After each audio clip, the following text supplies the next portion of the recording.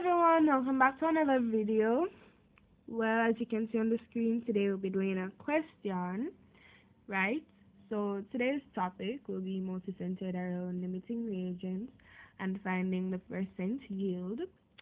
But anyways, before we get all confused and everything, let's just break it down and read the question and we'll be fine.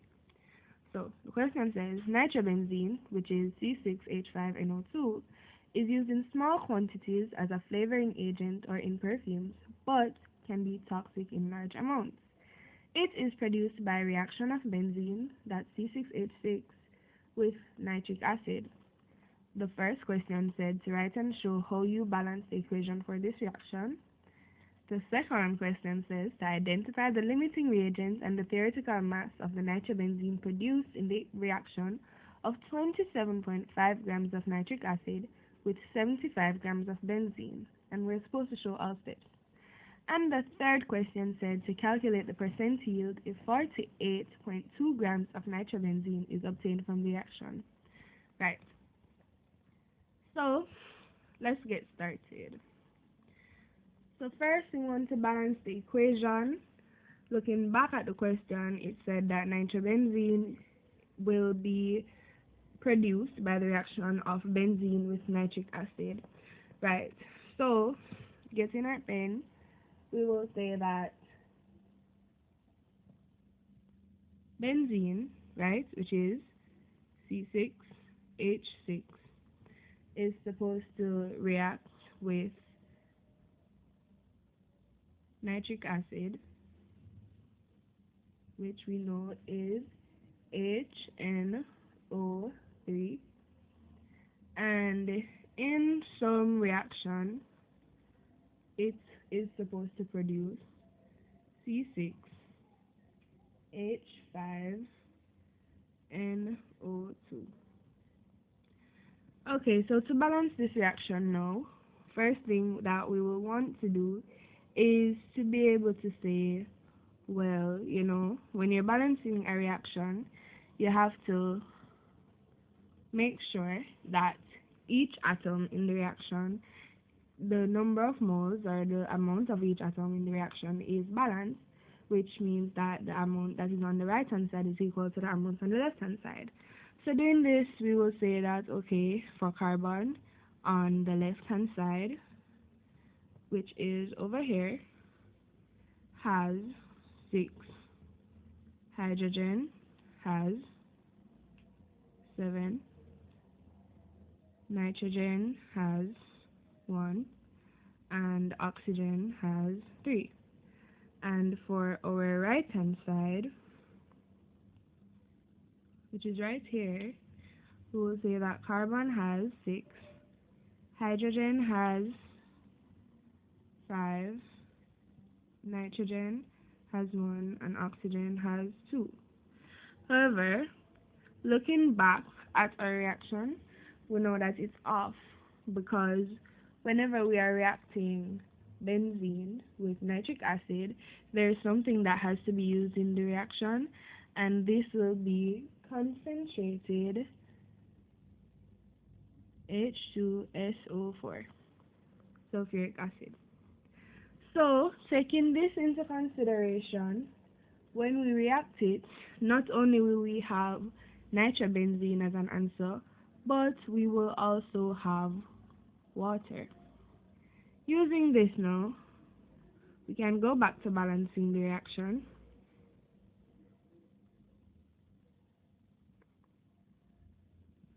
And we can say that on the right hand side, how many carbon atoms do we have? We have 6.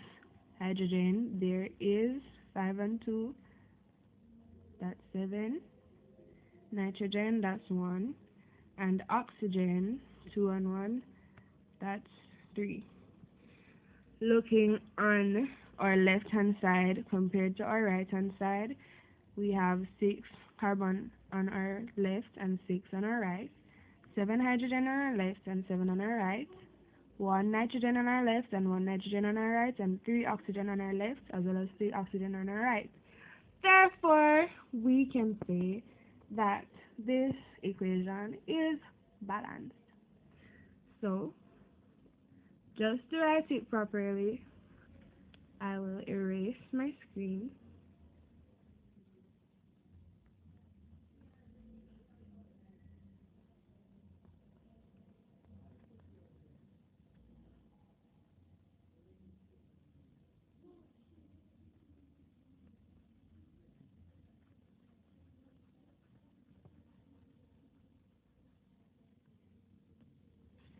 And our equation is C6H6 plus HNO3 reacts with concentrated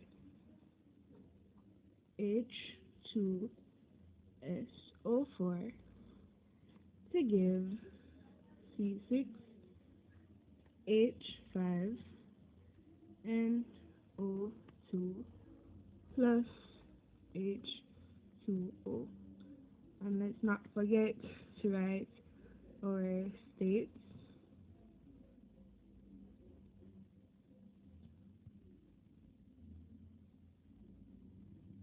Okay.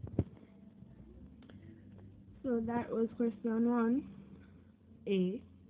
And for question 1B now, we're supposed to identify the limiting reagent and the theoretical mass of nitrobenzene produced in the reaction. Okay, so we're supposed to find a limiting reagent, but do we know what a limiting reagent is?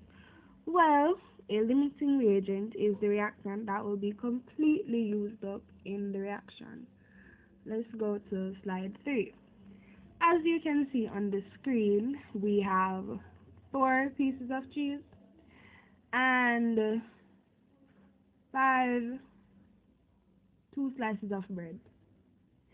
And using these, we can make 4 sandwiches and have 2 slices of bread leave over. Why? Because 1 piece of cheese to 2 slices of bread would have made 1 sandwich. And if we have 4 pieces of cheese and we have 10 slices of bread, then we can only make 4 sandwich and have 2 dry pieces of bread leave over. Nobody don't want a dry piece of bread. So in this case, we will say that cheese is our limiting reagent. Why? Because if we did have 1 more piece of cheese, then we would have 1 more nice sandwich to eat, and then everybody belly would have full. But no, we don't. We have dry bread. So cheese is our limiting reagent because the amount of cheese given was completely used up, causing no more sandwiches to be made. The extra bread left over would be called the excess reactant. In the same way, in chemistry, there are times when a reaction will happen, and because there was not enough of a reactant, then the product will have an excess reactant left over. In our question, it was stated to identify our limiting reagent and the theoretical mass of the nitrobenzene produced. So, now that we know what a limiting reagent is, how do we find it? Well, first, let's write what we know.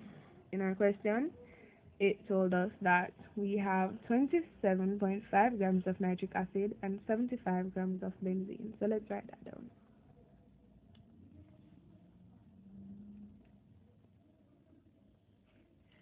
So we have 27.5 grams of HNO3 and 75 grams of C6H6. Using this, how will we find our limiting reagents? Well, first, we want to know the number of moles that we have of our nitric acid and of our benzene. How will we find this? Well, so using unit factor conversion, we know that the number of moles of a substance is equal to our mass divided by our molar mass. Therefore, we will be able to say our mass is equal to number of moles multiplied by our molar mass. So, we are able to say 27.5 grams of HNO3 multiplied by 1 mole of HNO3 divided by 63.02 grams of HNO3. We would get the 63.02 for the molar mass of HNO3 because H is 1.008, N would be 14.007, O is 16, and we'd multiply that by 3, and in doing so, we would have 63.02 grams. And now, we can cancel grams of NO3 by grams of NO3, and so our answer would be 27.5 divided by 63.02. Using our calculator and we plug that in, we will get 0.436 moles of HNO3.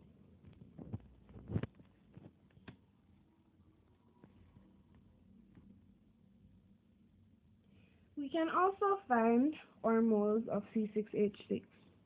We have 75.0 grams of C6H6. Multiply it by 1 mole of C6H6 divided by the molar mass, which 6 times 12.011 plus 6 times 1.008 would give us 78.114. In dividing our 75 by our 78, we would get our answer to be 0.576 moles of C6H6. So now we have the moles of our reactants, but how does that tell us what our limiting reagent will be? Well, we will use a mole ratio. We can use the mole ratio from our equation. Let's go back to that. Looking back at our equation, we can tell that what would be our mole ratio? 1 mole of C6H6 would give us 1 mole of NO3. 1 mole of C6H6 would give us 1 mole of C6H5NO2. 1 mole of HNO3 would give us 1 mole of C6H5NO2. And therefore, in doing so, we are now able to say that using our mole ratios, C6H6 compared to C6H5NO2 is a 1-to-1 mole ratio. Therefore, the number of moles of C6H6 would be equal to the number of moles of C6H5NO2. And since our moles of C6H6 were 0.576, then the number of moles of C6H5NO2 would therefore be equal to 0.576 moles. Using that same method, we can say that using the mole ratio of HNO3 compared to C6H5NO2 is also a 1-to-1 mole ratio. And since our number of moles of HNO3 was 0.436, then therefore the number of moles when reacted with HNO3 of C6H5NO2 will be equal to 0.436 moles. Now, comparing the moles of C6H5NO2 that we have, when it is reacted with our HNO3, we have 0.436 moles. When it is reacted with our C6H6, we have 0.576 moles. Which one of these is a smaller value? Obviously, if we're comparing 0.576 to 0.436, then we would say that this is our smaller value.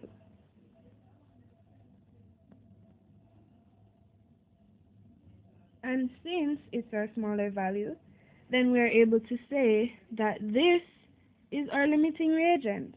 Why?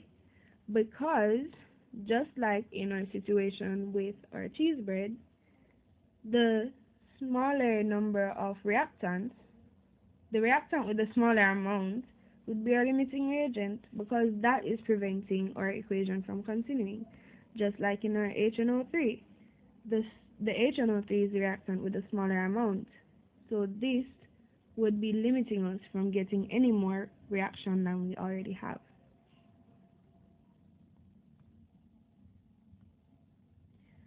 Right. Now, we have found our limiting reagent. We need to find our theoretical mass of nitrobenzene. How will we find our theoretical mass of nitrobenzene? Well, we have the number of moles of nitrobenzene when it's reacted with our HNO3, and we have the molar mass of our nitrobenzene. So, how could we find the mass? Mass is equal to number of moles times the molar mass.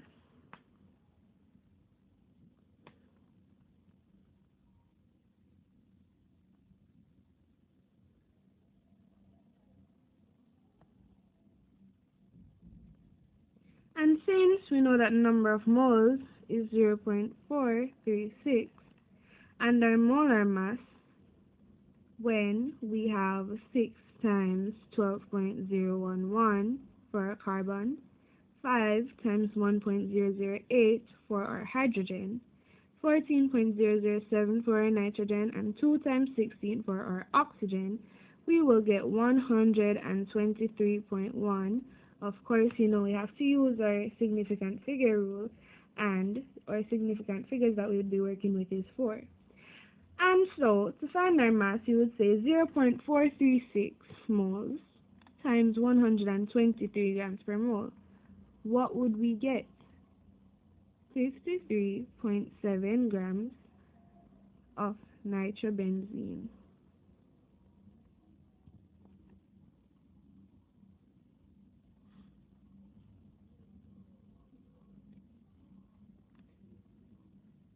We are working with 3 significant figures.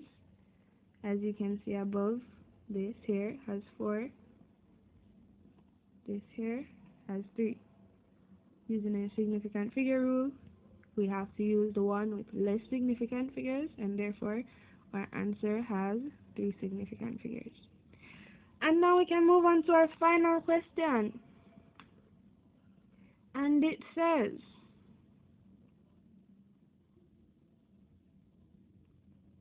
calculate the percent yield if 48.2 grams of nitrobenzene is obtained from the reaction.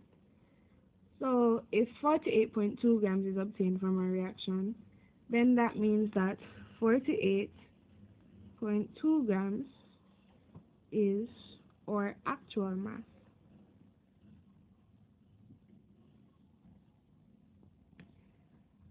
In order to find our percent yield, we will take our actual mass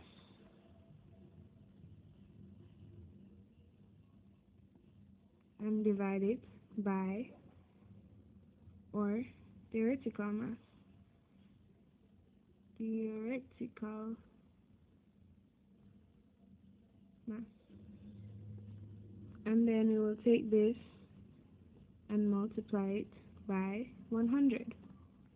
So if this is the case, then How will we find our percentage yield? Well, our actual mass we know is 48.2, and our theoretical mass, which we just calculated, was 53.7.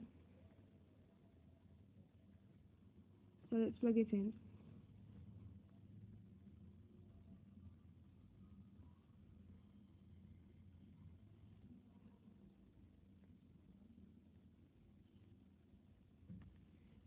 And after we calculate it, we would get our answer to be 89.8%. And this will be our percentage yield. So now we have successfully completed our question. Please leave a like, share, comment, and subscribe if you understood. If you don't understand, that's completely fine.